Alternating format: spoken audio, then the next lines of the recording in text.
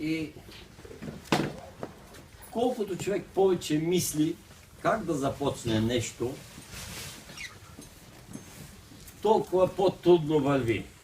Когато го прави всичко непринудено, както един любител на огнената индианска вода, той не мисли. Той е важното да влезе в кръчмата и да удари две хубави ръки.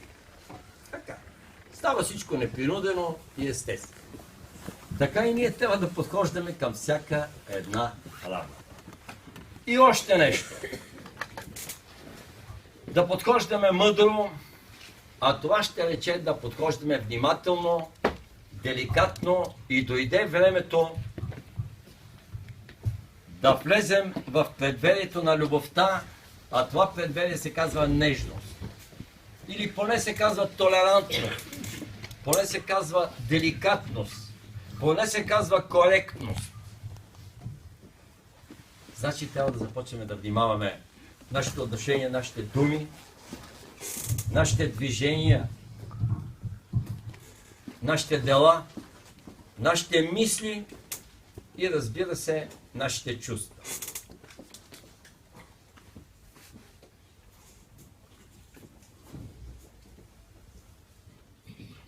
Преди около седмица имам една добра приятелка, която има връзка с небето и от която не можеш да скриеш нищо, както не можеш да скриеш и от Господа. И която, разбира се,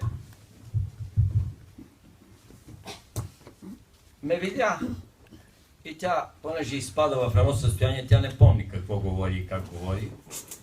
Това се казва транс, но ти казва нещата. И ми казва, я изпадна в това състояние, тя после не помни, но аз помня, защото чува. Вика, Георги, да поискаш прошка от тоя, тоя и тоя. Трима души.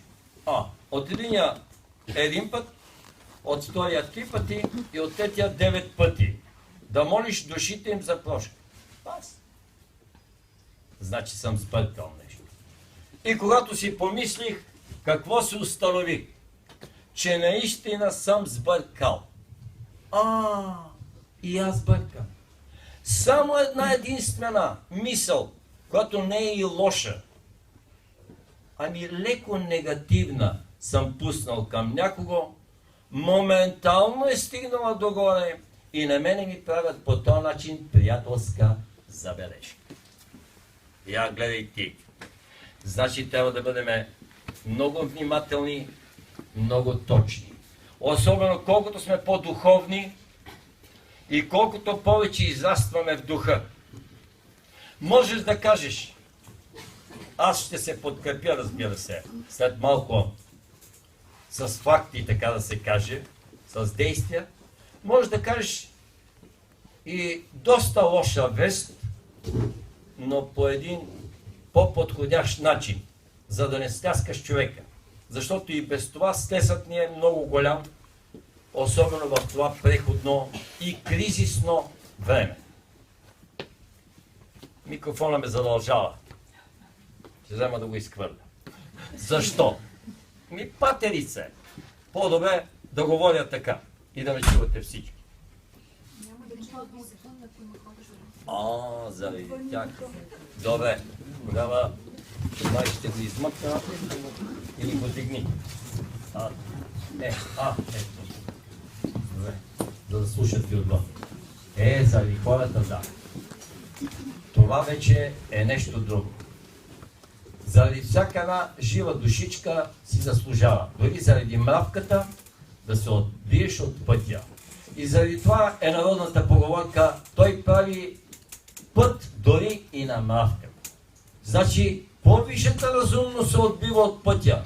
Мравката си върви, тя си е направила път. Но висшата разумност се отбива от пътя, за да не я настъпи.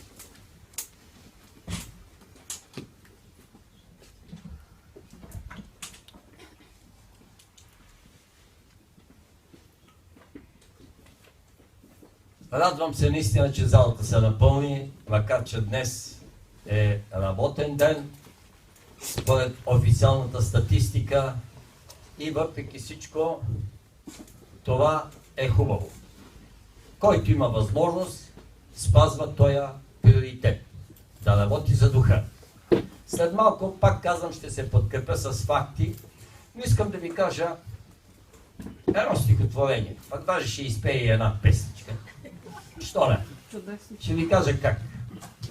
Ами, оная вечер, или през нощта, не си спомням, вървя по един широк булевард с 6 платна, но няма мантиляла, по сята няма нищо, светло, хубаво, кола няма. Това в родния ми град, верно, има едно тясно шосе, обаче е такъв булевард, викам, сигурно ще направят след 300 години. До булеварда минава линия, разбира се, до шосето, но линията е от две релси или от 4. Два двойни коловоза. Ама аз гледам 10-15 коловоза и едни червени мотриси, влакчета такива от тия модерните, ама чисто червени с един хубав цвят, само се разхождат напред-назад и минават. И викам, какъв център стана тук. И чувам, че някой пее. О! Жива душа няма, някой пее. Огледах се и какво установих? Че аз пея. И толкова хубаво и мелодично, викам, бе, не може да бъде. Не си вярвам. Знаете, че никога човек не е сам. Така че ние сме доста хора. Най-малко 3 у нас, 10 и вече хиляди и милиарди. Като клетки. И аз взех да запомних песента, запомних и мелодията, и изпях една силбинка и тя веднага я хвана. Ще ви изпея след малко, но преди това ще ви кажа едно стихотворение, защото съм повече професионален поет, отколкото професионален певец. Стихотворението, разбира се, ако се погледне, ако го кажа на една баба с леко остаряло съзнание, ще кажа ми, то прилича на панахида, на задушница, на нещо за умрелите. Бабо, за тебе за умрелите, а за мене не са умрели. Това е разлика. И затова не го казвам с богуване, ами го кръстих довиждане. Значи и по този начин могат да се казват нещата. Довиждане се казва стихотворението, а отдолу мотото е на приятелите ни, които се преселиха във вечността. Ами така не могло да се каже. Ами да. Няма да цитирам народа, който казва някой като мине оттатък.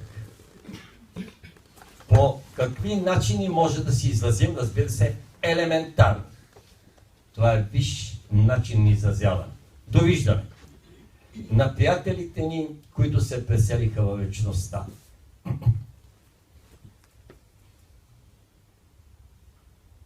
Отиваме си в другата вселена. Съдбата си понесли като дъх. Сърцето ни на всичко бе арена. Душата ни на всичко стана връх. Вземи ни с теб сега, велики Боже, на всеки го да бъде брат, да слави Тебе, който както може. Ние ще се върнем пак на този свят. Тогава пак ще има пролет южна и синева, звезди като слънца, и пак девойки с поглед теменужен ще ни даряват с ангели деца. Тогава пак ще бъдем чудно ято, понесли пак любов и светлина, и пак ще свети името приятел до края на света и след това.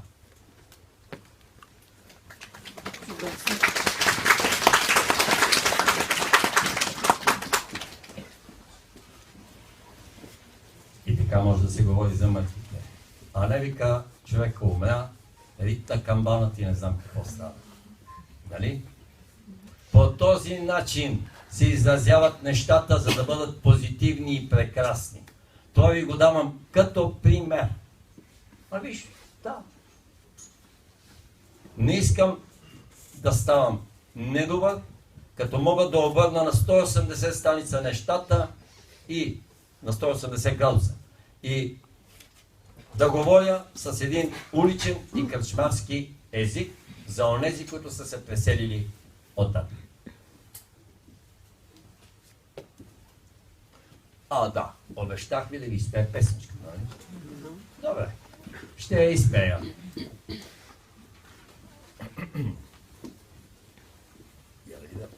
Да се покашлям като професионален певец.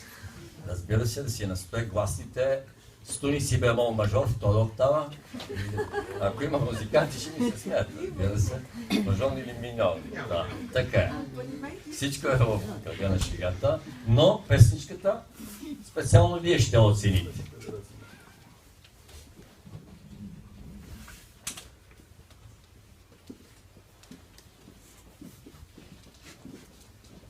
Небесни влакове пътуват по релси светещи в сърцата. Пътуват те към любовта и светлината. Пътуват те към любовта и светлината. И моя влюбен влак пътува, ту леден дъх, ту огнен вятър. Пътува той към доброта и по-нататък. Пътува той към доброта и по-нататък. Сега Силвинка ще изпее. Прекрасно. Небесни влакове пътуват по релси светещи в сърцата. Пътуват към любовта и светлината. Пътуват към любовта и светлината. И моят влюбен влак пътува, ту леден дъх, ту огнен вятър.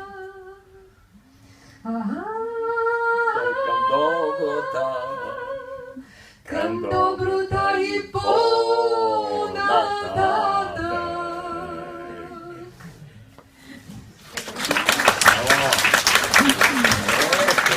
Професионалното изпълнение си е друго. Аз съм, така се каже, аматьорче, аджамия и не знам какво в пеене. Но пък за сметка на това, може ли да сваля микрофона? Любо, я ми го свали микрофона и ми го дай така, защото така съм като бърза. Това е вече друг въпрос. Така, за сметка на това, понеже съм така в добро настроение и както казваше дядо ми Кефлия, ще ви кажа една-две притчи. Да разчупиме така стереотипа. Иначе ако почна, мога да ви говоря езотерично и окултно и еквилибристично 24 часа нон-стоп. Обаче по-добре да говорим художествено. Разбира се, първата притча е за вестоносеца, за вестителя. Сега ще ви я разкажа. Някога императорите, когато дойде вестоносец и е с лоша вест, обикновено вестоносеца го лишават от живота. Ако е с добра вест, го похвалват и го награждават. Така.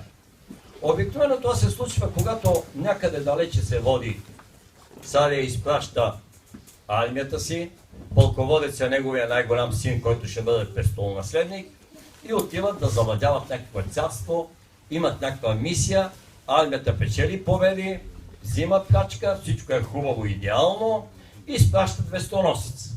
И вестоносеца идва и казва: Ваше Величество, царю, победа! Царя скача, радва се, всичко си е точно. Така, ще дойде плячката, има нови земи, идеално. Обаче, ако ви каза поражение, така и така, особено пък носи най-лошата вест, вашия син, загина, 90% вестителите на лошите вести биват обезглавявани. И така, един цар изпратил първородния си син, който е негов наследник, ще става цар, като пълководец, и отиват в друго царство да превземат плячка и така нататък. И обаче голямо поражение става, той загива самия царски син в сражението, войската била разпръсната и един вестоносец трябва да замине да каже на царя. Тръгва вестоносеца, пристига, а обаче знал за носителя на лошите вести какво ще се случи, а той случайно бил от балканските страни, като Андешка и Байганьо, и казал: що да не кажа, че има победа? Никой не знае. Ще се разчуе след месеци, кога се прибере войската. Тогава бавно се преместват с месеци и даже с години. От тук до Африка да отиш, тя 2 години. Така. И влиза вътре и вика: царю, победа! Царя скача, радва се, вика, веднага го награждават жълтици, нанизи, обаче той взима наградата и моментално емигрира, да не го достане. Кой е бил там? Един. Ни се знае, ни се познава. Обаче минава месец-два, почва да се прибират оселените войници, изградът, знае се, край. И по-малкият син на царя, той вече ще става цар, защото брат му е загинал, изведнъж чува, че истината. И както цар е бил на съвещание, влиза вътре и вика: тате, ти знаеш какво си говори с града, бе? Абе, батко си е заминал, край, няма го. Убили са го, войската са разпилили, край. Царя му станало лошо. Освен това, кой му донася тази вест? Собственият му син и според неговите закони трябва да го елиминира. Косата му насъхнала, друг наследник няма. Бе! Гледат там царедворците, седат, гледат царя. Обаче това не е официално. Той казва, това са слухове. Не знам. Но работата заглобява. И кого трябва да питат? Разбира се, мадреса на двореца. Как да се отърва от тази работа? Царя. Царя отива и пита мадреца, и мадреца казва: Ваше Величество, ще измислиме нещо, така че всичко да си е точно и момчето да си запази сана. Има неща. Как? Утре сутринта отива в най-луксозната кръчма в града и първият човек, който го поздрави, значи ще го познае, му дава следната задача: да дойде при тебе и да разкаже един сън, от негово име, като му даде за тази цел 10 жълтици. Да. Какъв ще бъде сън? Ще го чуеш. На други ден става царски син, отива в най-луксозния ресторант, кръчма, влиза вътре и точно на вратата го сеща палача на дворец. А палача, поне е нечиста съвест, най-рано става и отива да му даде 1-2 реки, все пак палач, ама и той има някаква съвест. И сеща и вика: заговарят си, и той вика: слушай, като го поздравява, искам да ти кажа нещо, понеже имам много важна работа, отивам на фитнес, примерно, ти трябва да отидеш при баща ми и да кажеш, че си сънувал тази нощ следния сън. Аз за тази работа ще ти дая 10 жълтици. Твое съня. Какво съм сънувал? Сънуваш една хубава зелена поляна. На тази зелена огромна поляна пасе едно стадо от агнета, овчици и хубави овни с големи рога. Обаче, ето от гората изкача една глутница вълци, водачи им налита, нападат ги, искат да ги изкускат, обаче овните се събират, най-напред убиват водача на вълците, след това ги разпиляват, едни убиват, едни ги разпиляват. Край. Значи овните и овците печелят битката. Отиваш и разказваш този сън на баща ми. Ето ти 10 жълтици. Взима ги палача, свирка, вика как леко ги изкарах, леле и... Айде. Отиви и вика, Ваше Величество, тази нощ, какво сънува? Има разказва се. И царя вика, аз не мога да разбера за какво е това. Я да отидем тук при Мадеца да го извикаме. И какво ще каже? Той трябва да го разтълкува. Влиза Мадеца, царят вълчите там, всички седат. И казва, я разкажи сега, разказва на всичките. И Мадеца вика, много лоша вест, Ваше Величество. Това е лош вестоносец. Знаете ли какво се е случило? Нашите прекрасни момчета, вълчета, които ние изпратихме, за да докарат плячка, да завземат земи, ами те са разпилени. Край. Съседният цар ги е погубил и колкото е да е трудно, в битката е загинал и вашия първороден син. Така ли? Какво направил царя?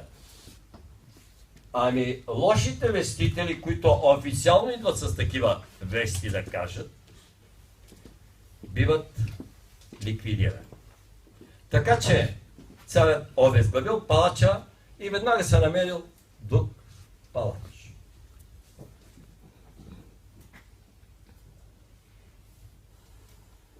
Това е първата притча. Кое е най-доброто на притчите? Или едно от добрите неща? Че имат поука. Така. Помислете си. Аз после ще кажа, ама може да разкажа още една.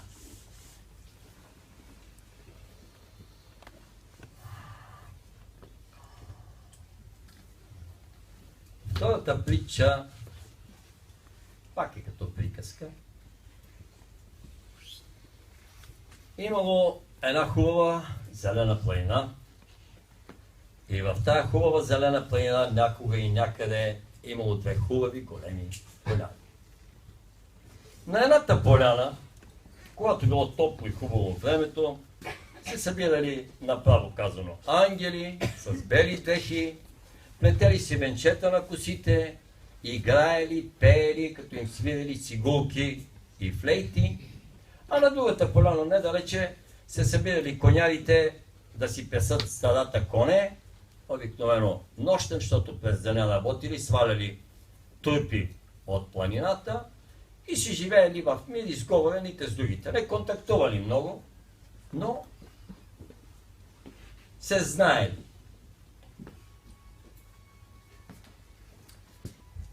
Една вечер, както конярите си били наклали огън и къкало едно гърне боб, дошъл един старец с една гайда и с една дълга бяла брада и бяла коса. И вика, дядо, добре дошъл, остани тук при нас. Къде ще ходиш те първа? Какъв си ти? Ми казва, аз съм гайдар.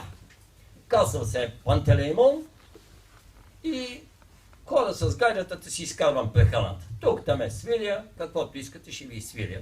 Нали, тая вечер тук. Те го нахранили, главният коняр казал, днеска ми е рожден ден, пини една чашка вино. Аз не пия, ама щом ти е рожден ден, ще пина.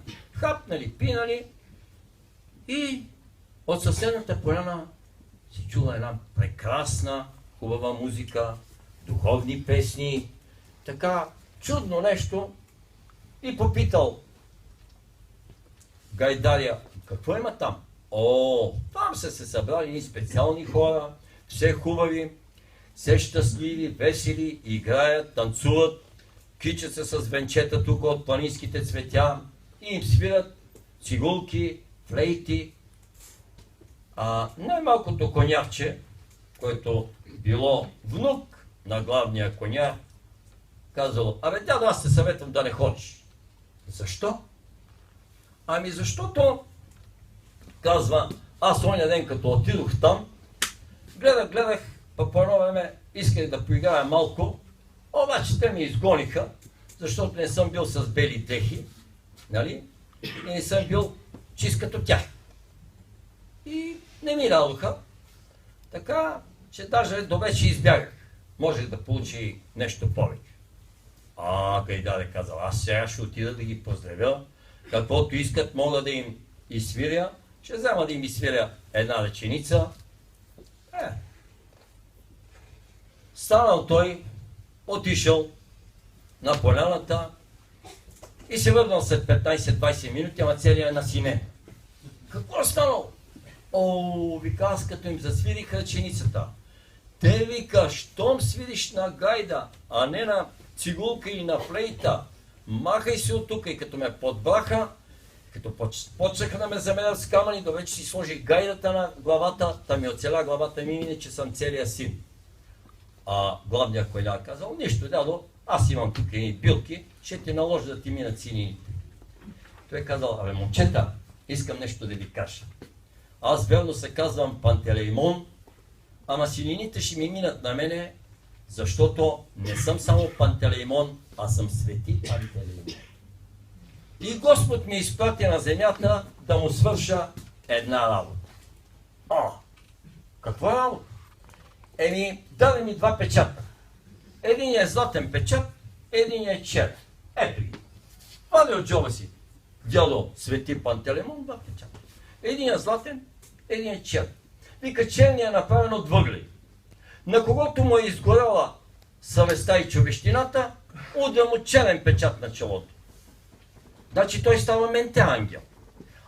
Вика, който си е истински, удря златния печат на челото.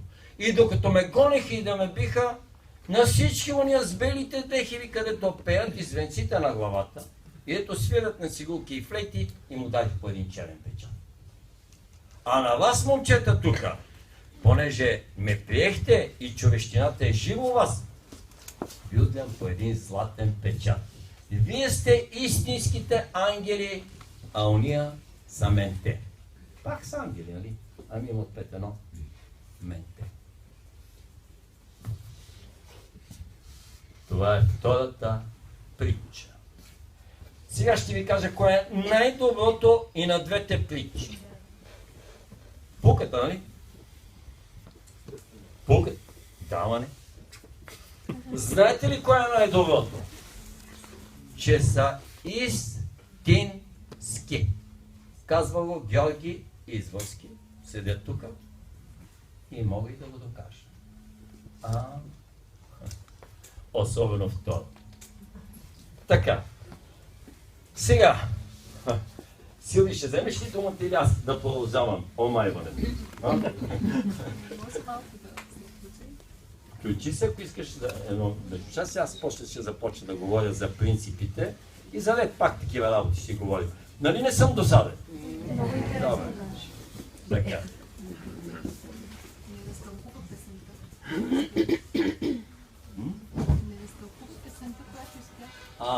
Песента за небесните влакове. Сега. Небесните влакове са посланията, които идват отгоре. Те върват по тия светещи релси, ние трябва да ги направим тия светещи релси. Тоест каквото, трябва да се пробудим. Трябва да бъдем посветени, както и да го наречем.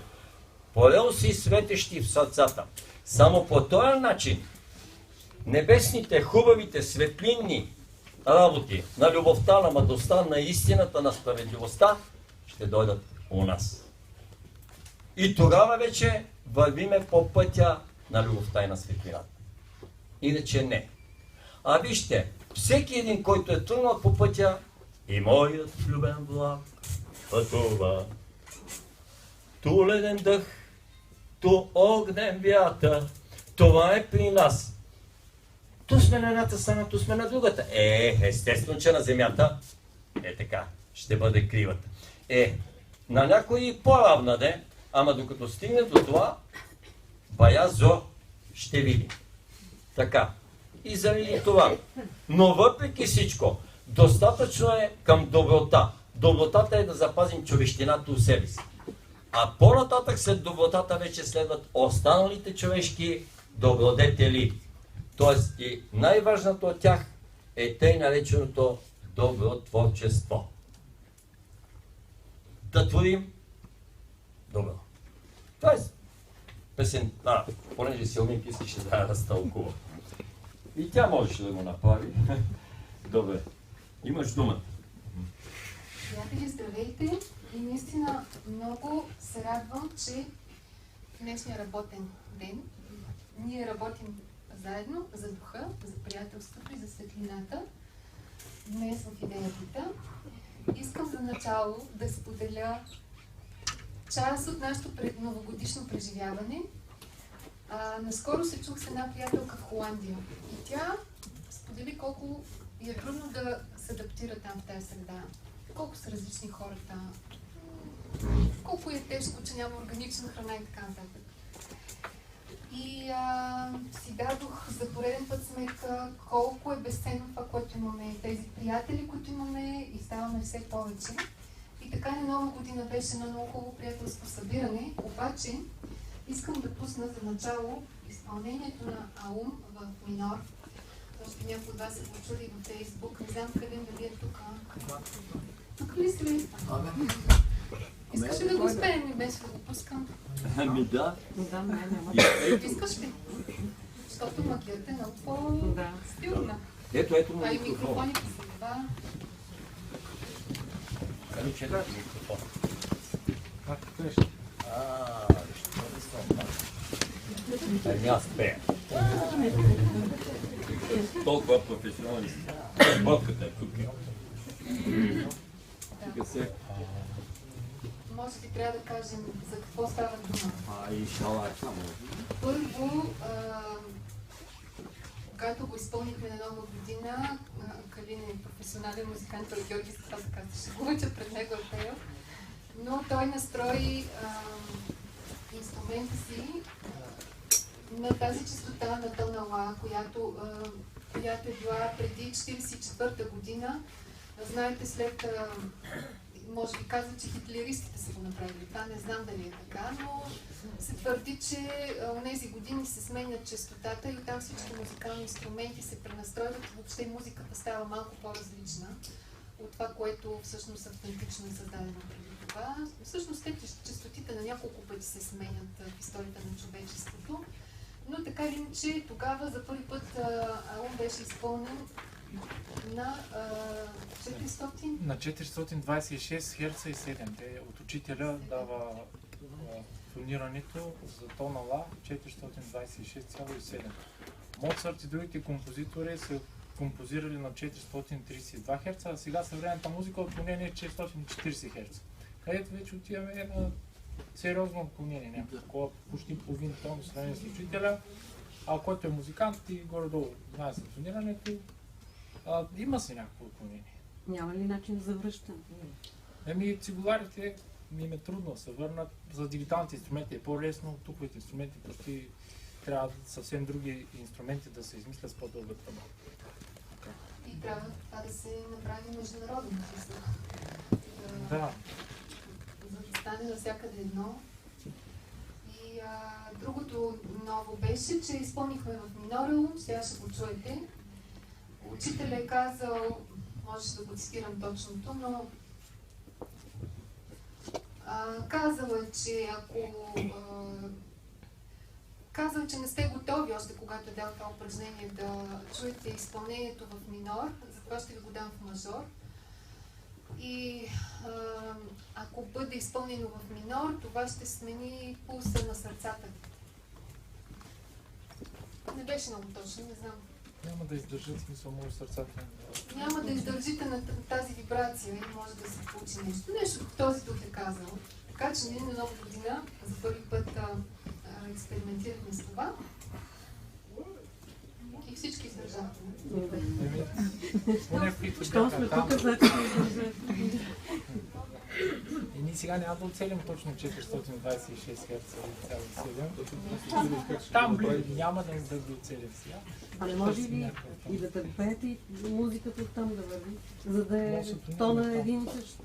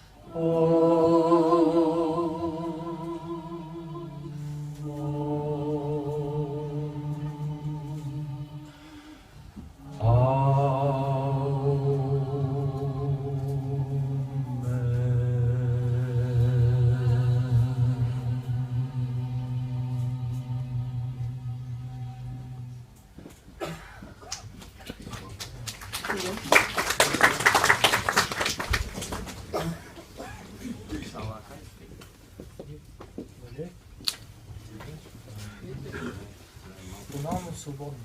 Да. Време много принципиално. Нали затова сме да излезем от рамките, да държим музикално. Да, минори, мажори, наскоро като пуснах това в Фейсбук, казах, как така ще сменяте тонalността? Учителя го в мажор, не може такива самоволия, нали? Да не говорим, че привличате тъмни енергии. И Калинчо много така емоционално коментира, че упражненията на учителя са дадени в минор. И наистина половината всъщност, чрез минора влизаме в тая дълбочина. Нали? Това дълбочинно трансформиращо преживяване, докато минор е нещо експанзивно, екзалтирано, светло, слънчево. Нали? Съвсем други състояния на душата си. Пак цепиш хората разни неща. Делиме се, делиме. Минор и мажор са поплати в музиката. В смисъл, минор, мажор, не може само мажор или само минор, няма как. Това ще бъде едноръка музика или еднокрака музика. Това е елементарно казано. А Шалаха е личната мантра на Георги Изворски, който я споделя с нас по този начин, всъщност чрез Калин, който написа музиката. И на Нова година отново за първи път я изпълнихме заедно.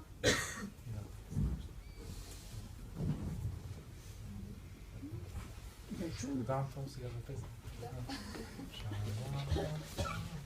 Шалаха,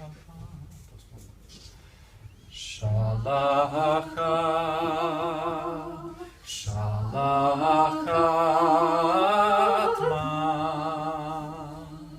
шалаха,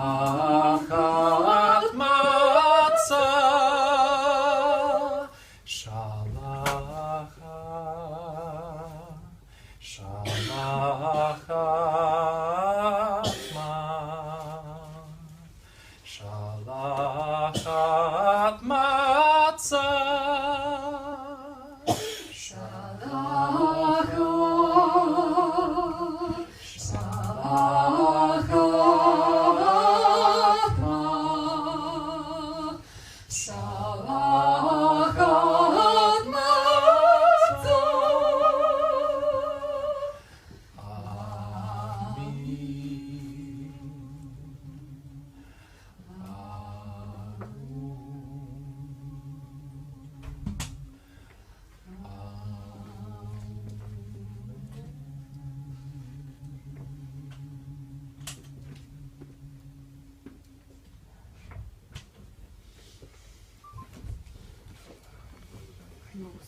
Абе, направо се тръгнахме на концерт. Тя изпълни Долинина.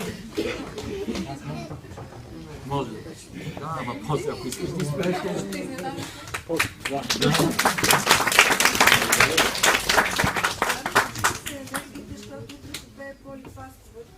тук ли? О, ама това е генерална репетиция. Аз съм прекрасен приятел, Да. който ни подкрепи на събора на здравето. Да изнесе прекрасен концерт. Вие се подгряваща група. Да, точно. Именно. Скитах се по гори и планини е една песен, за мен лично предизвикателство. Ще опитам да я изпълня, но да кажа за нея, понеже тя наистина е днешната тема, темата е изпитанието. И там става дума точно за това качване и слизане, за което по-късно ще говорим с Георги.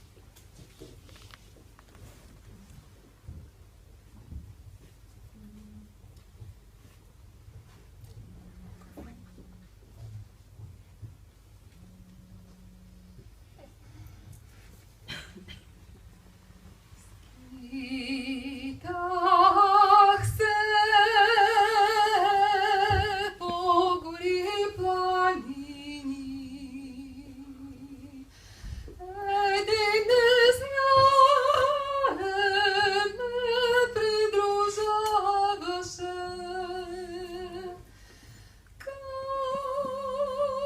Качвахме и слизахме планински светли върхове и ходейки той винаги с мен бе. Там горе видях аз неговата светлина, що ме озари и каза той, помни, че трябва горе да си. Слезни и знай на всички полезен бъди. Там горе видях аз неговата светлина, що ме озари и каза той, помни, че трябва горе да си. Слезни и знай на всички полезен бъди.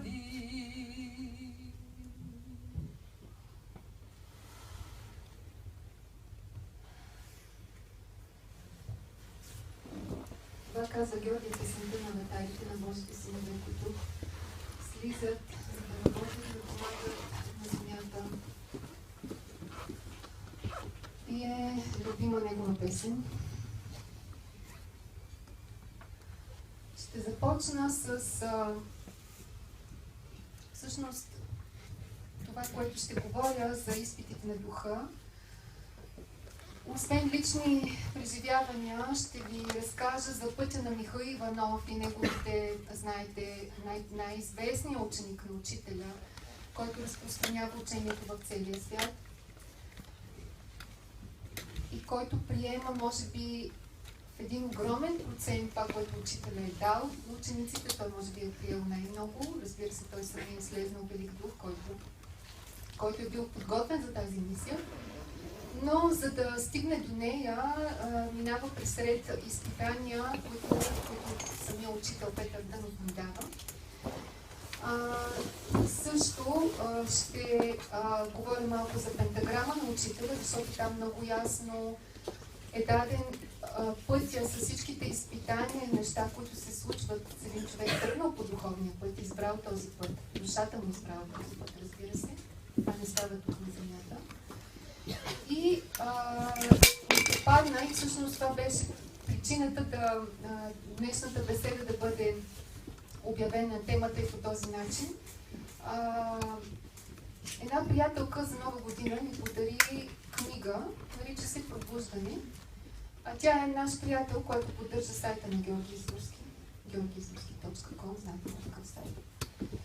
И прехвърлям, аз така нямам навик да чета цели книги, въпреки че сега при предишната среща друга приятелка ми подари книгата Любов, която на Лилит Шапаки. Може би това е първата книга от много години насам, която я поглъщам цялата страница след страница. Но в тази книга, която Анелия ми даде, Пробуждане, ставаше дума, и това беше интересното за мен, и което искам да споделя днес, за един италянец, Алберто Асаджоли, мисля, че се казва, който, за разлика от Ницше, да кажем, и Фройд, които работят по това време, той се занимава не толкова с въпросите на подсъзнанието, колкото с въпросите на свръхсъзнанието и по-точно с кризите, които съпътстват човека, тръгнал по духовния път, разглеждайки различните етапи на този път. Просто го дава много систематизирано и точно от гледна точка на все пак един психотерапевт. Тоест един научен подход дава към нещата. Така че това е за което днес. Накрая, ако остане време, ми се иска да споделя една медитация, която вчера преживях, което е много простичко нещо. Ако имате желание, може това да направим. Много приятели, когато отидем в различните градове, забелязват, че след като сме били там, започват различни интензивни събития в живота им. И изпитания. Много хора си казват, добре, де Георги, ако е истински учител, както го набедиха преди 2 години доста приятели и продължават много приятели вече така да го наричат. Защо не ни пази от изпитанията? Защо дойдоха болестите? Защо дойдоха неудачите? Защо си загубихме работата и така нататък. И всъщност учителя Петър Дънов говори за алхимията и казва, че ролята на учителя не е да ни пази от бурите, а да ни помогне да укрепнем в това да преминаваме през тях по-лесно. Как да укрепнем? Развивайки, помагайки ни да развием добродетелите. И най-вече божествената любов. Защото другото, което той казва, че само огънят на божествената любов е по-силен от този на изпитанията. Михаил Иванов казва, че дава едно много интересно тълкуване на символа на конника, който знаете, древните българи навсякъде техния този знак присъства не само мадърския конник, в много култури и държави те са оставили това послание и този символ.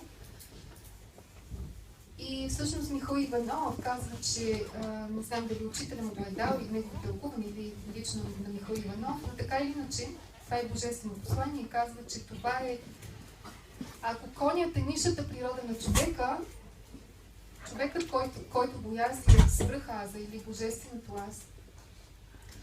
И всъщност казва, че истинското смирение не е в това да се примирим, да се отречем от ред неща, а е точно това да преминем през тази алхимия и от оловото да превърнем нещата в себе си в злато или от това нише съзнание на коня, животинското, да преминем нагоре. И всичките изпитания, през които минава човека тръгнал по духа, това е всъщност тяхната цел, техния смисъл. Разказва няколко опитности. Едното в школата на Питагор казва, се е минавал през изпита на подигравките. Всеки, който е попадал там, е минавал през този огън. Хората, които са били учениците на Питагор, са почнали да му се присмиват, да го презират и той минава през...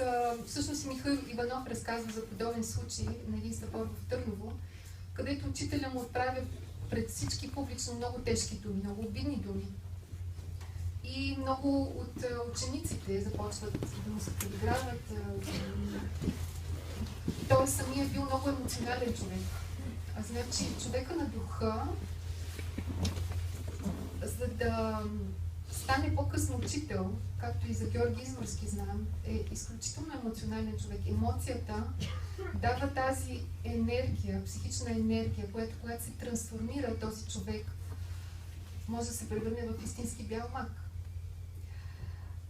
Бил е много емоционален, много тежко го е преживял, но няколко дни след това отива смирен при учителя и казва: учителю, в твоите ръце оставям живота си. Ти знаеш какво да направи с него, знаеш какво да променя в себе си, моля те, води ме.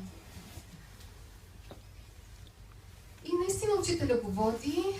Той споделя също, че първоначално, когато е попаднал в школата, учителят бил много мил и благ към него. Обаче една сестра, която била близка до учителя, казва: той е така само с новите души, но колкото повече навлизаш в учението, толкова по-строг и взискателен става той. И наистина той му дава редица упражнения, неща, които да направи. Винаги е леко недоволен от него, винаги иска и още, и още, и още. И идва деня, който му казва: ще изкачиш сам мусала през нощта. Учителят дава това упражнение на много ученици, но е много интересна тази опитност, която той разказва. Казва му: правейки това, ти ще добиеш една нова сила. И какво се случва? Тръгва Михаил Иванов посред нощ, буря, пътеката почти не се вижда, губи се, започва страха да взима сила, започва да вижда несъществуващи неща в тъмното и в същото време обаче си спомня за учителя, спомня си за Бог. И тогава се появява една бяла светлина, една бяла сфера, която на 2 метра пред него се движи. И така той продължава по пътя, вече по-уверен и по-силен. След това се появява глудница кучета, не знаем откъде. И тогава той казва: вложих цялата си духовна и психична мощ в ръката, в дясната ръка. И направих този жест, при което кучетата отхвъркнаха на метри квичейки и побягнаха. И каза: когато се качих горе на мусала, разбрах истинския смисъл на това, което учителя влага в песента за мусала. Видели ли сте изгрева на мусала? И в последствие вече той разказва, че тази сила, която той добива с ръката, е изпробвал и други сили, и други случаи. Разбира се, тия дарби, които получаваме, не можем да ги използваме за щяло и нещяло. Не знам дали си спомняте Георги миналия път как благослови. Говорихме за силата на Словото. Жестовете също са Слово. Знаците, жестовете. Когато Георги благослови, просто поне на мен не ми се искаше да... От тази мощ, която излезна от ръцете и от душата му, просто не исках да излизам от това състояние.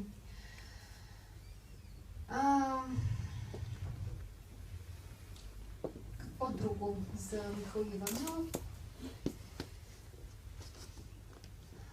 Може би това е... още нещо интересно. Има друг един случай. Учителя, знаете, преди да започне да проповядва и същинската му работа, е обикалял България под предлог, че е правил френологични изследвания. Всъщност, така той е добивал първо знания за българите, за тяхната душа, и второ е проповядвал още тогава. Фокуса на светлината. Правил е фокуса на светлината. Всъщност, за да се създаде този егрегор, както и ние правим, за да заработи тази духовна същност, наистина е необходимо да се активират тези групи на светлината, които по-късно се вливат като реки в общото и се създава първоначално веригата, след това и това общество около учителя, което се заформи. Казала на Михаил Иванов, че ти трябва да направиш същото. И обаче го изпраща в най-тежките условия. Казва, много често живеех с хора, които не можеха да пишат, да четат, които спяха заедно с животните в къщите си. Аз трябваше да спя заедно с тях. И обаче не се е отказвал. И другото, което не се е отказвал, е, че всяка седмица, тръгвайки през преспите на Витоша, вероятно става дума за селата, които са оттатък Витоша, тръгвайки през преспите, той е отивал на беседата на учителя. Не е изпуснал нито една беседа, защото е знаел, че тия беседи не са случайни. Тия беседи са силно трансформиращи. Говорихме за словото миналия път.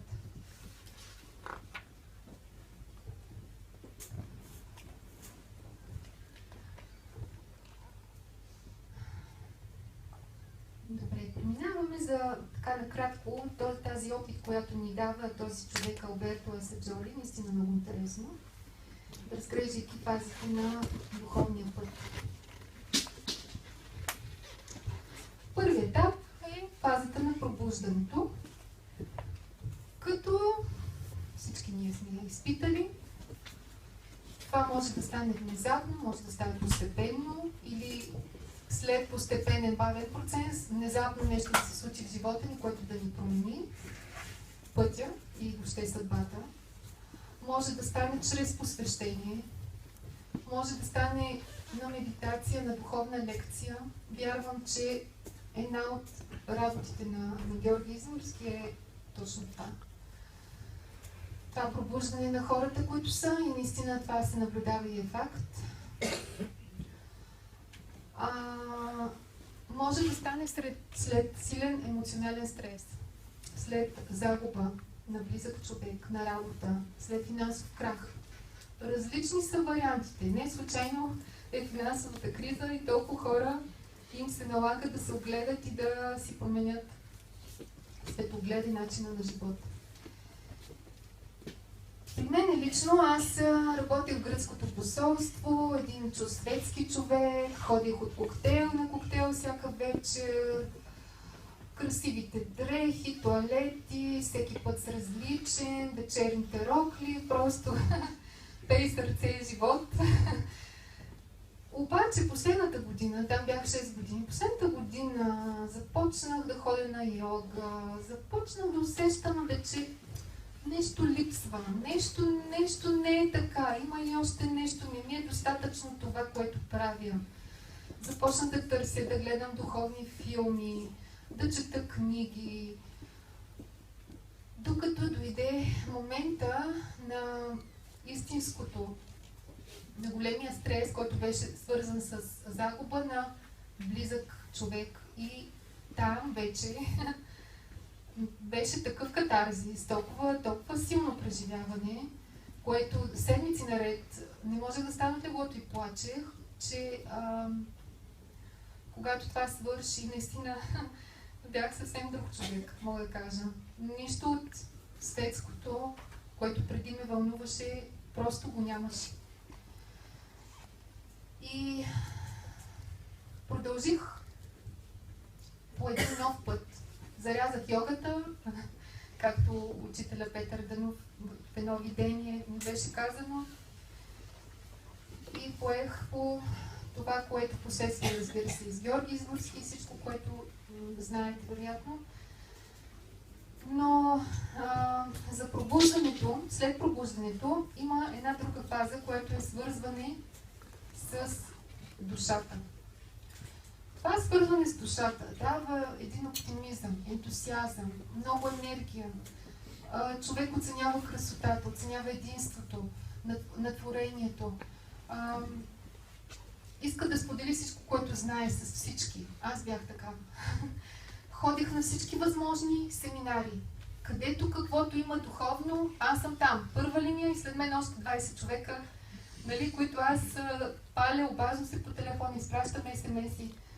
И приятели, казвам нещо прекрасно, хайде заедно да отидем да видим какво е.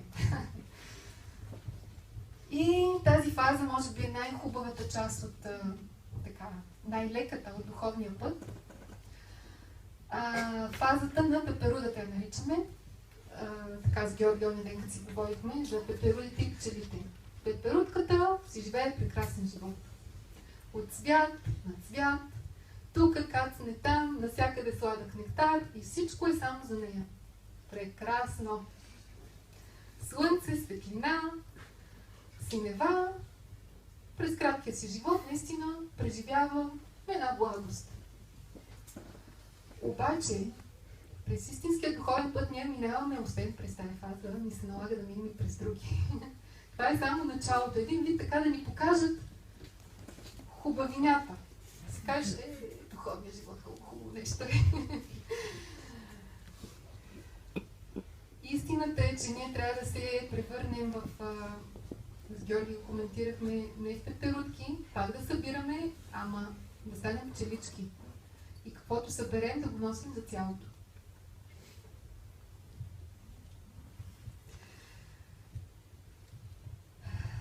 За общото благо. След тази прекрасна фаза, знаете, човек след като Георги и в песента за това се пее, скитах се по гори и планини, а и в тази, която неговата песен на Съничо, по същия начин. След тази кулминация, която е свързването с душата, започва спад. Значи слизаме надолу към равнината. И трябва да я минем през нея. Тук има различни неща. Георги го нарича долината на съмнението. Долината на сенките. Има различни наименования на това. Но това всъщност е фазата на пречистването и на спадовете. Спадове ги нарича този Алберто Заджоли. Мистиците в древността през тази фаза са се стремели да се пречистят от желанията си, да пречистят телата си, от всичко нечисто. Някои от тях са стигали до край на аскетизъм. А всъщност, както Асаджоли казва, целта не е да се откажем от материята, а да се откажем от тази обвързаност с материята. Как точно го казва? Тази привързаност. Тази привързаност е по-точно. Значи не да се откажем да ядем, а да се откажем от това животинско желание да ядем каквото и да било. А иначе храната си е благинка. Ето, пчеличките събират, пеперудките събират, защо и да не си похапваме. И то даже учител е казвал, като се храните, правете го с охота. Значи с радост, с желание да благословиш, да се радваш на това, което имаш. С молитва.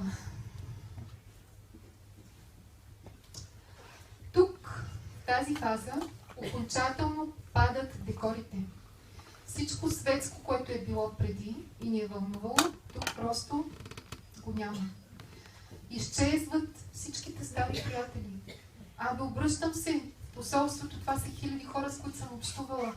Сега дали е останал един от всички тия хора? Просто тези хора тотално изчезнаха. И вместо тях започнаха да се появяват новите хора. За много хора това е леко притесняващо, защото наистина в един момент оставаш сам, докато дойде новите хора. Слава Богу, в днешната фаза, в която вече Земята и скоростта е по-голяма, това е много по-кратък процес. Човек няма толкова много време да остане сам. И може би много по-бързо намира сродните души.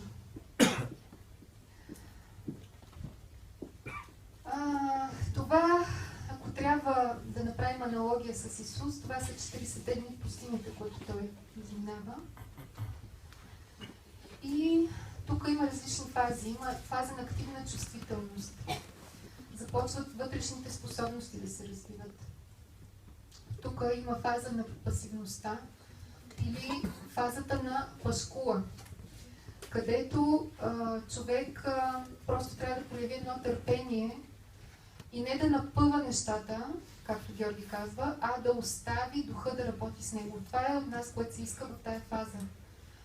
Тя е характерна с нещо като парализираност на ума. Човек просто трудно се едно си формулира мислите.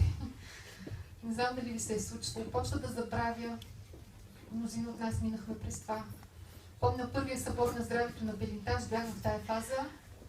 Не мога да си спомня нищо, просто си записвах абсолютно всичко. И Асен май беше тогава там, да малко трудно да се справихме с организацията. И какво друго?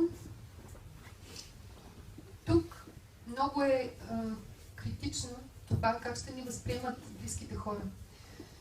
В смисъл такъв, че когато сме в тази фаза на чувствителност, на пасивност, тази фаза на пашкула,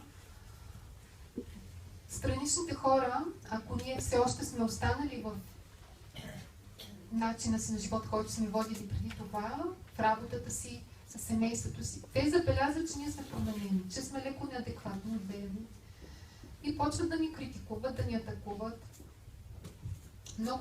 Много е важно да устоим на това и да развием тази воля, тази твърдост в себе си. Да отстояваме това, което вярваме.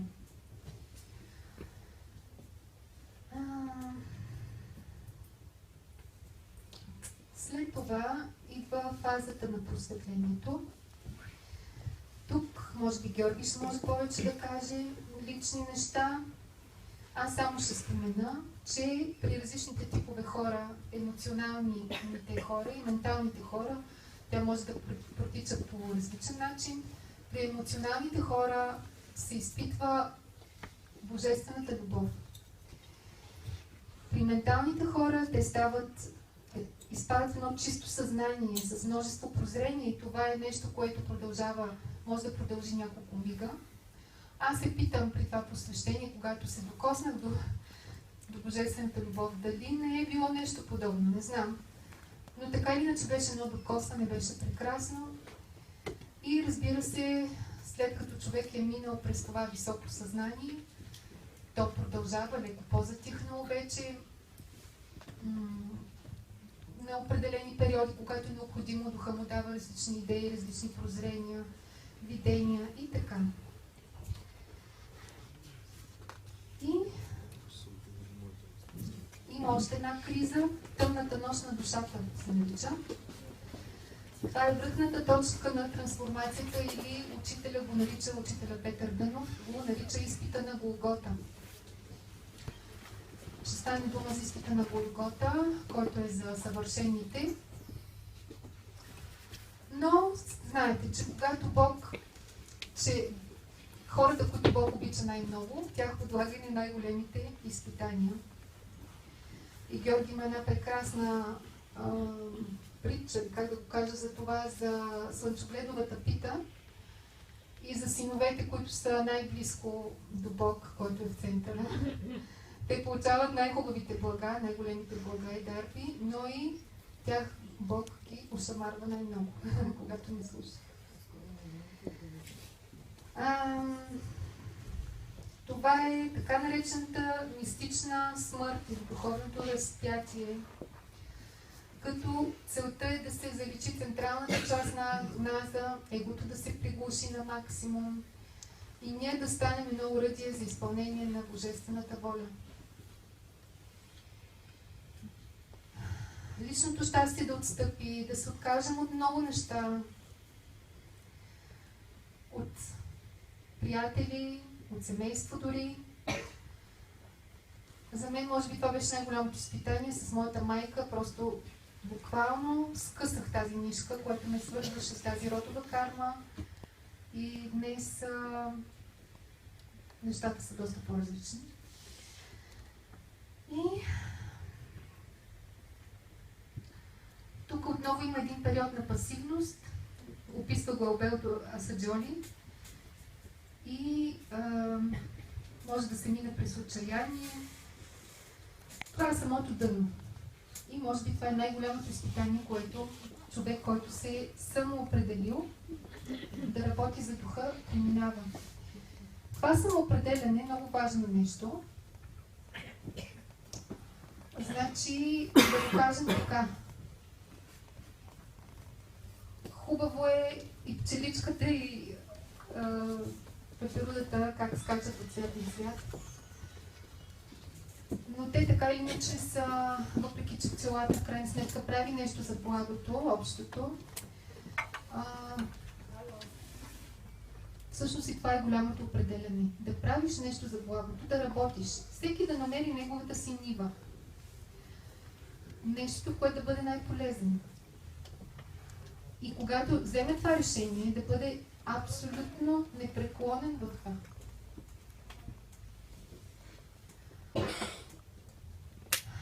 Тогава, повярвайте ми, много се променя живота. Много се променят, дарби се получават. Просто след този момент човекът все едно става друг, все едно е сменена личността му. Това е един акт на волята на човека. Не е просто едно желание. Си казваш, аз ще стана, примерно, Кришна. И само там ще ходя, само на тях ще помагам. И само това е, което ме интересува. Това пък е другата крайност, дето влизаш в кафеза на духовните организации. И пак не е добре. Значи да се определиш, да бъдеш свободен и, както Георги казва, над мен е само Бог. Да няма кафези, да няма рамки. И петата фаза е единния живот, когато човек дава всичко, печели всичко. Този човек, който е преминал през всичките тези катарзиси, изпити, изпитания, той е уравновесен, няма амплитуди, изпълнен спокой, свобод, съединение и той се превръща в служител, в съвършен, в учител, в лечител, изобретател, реформатор и така нататък. И най-важното от неговата работа е, че той работи безкористно. Много учители има, много лечители има, но истинските, по това ще ги познаете, те работят безкористно. Това не значи, че не взимат пари, може и да взимат, но тези пари те посвещават на нещо по-високо. Може и така да бъде, ние не знаем. Така, сега малко за пентаграма или после да поговоря. Георги, искаш малко да Да. част много Искаш да теоретично. се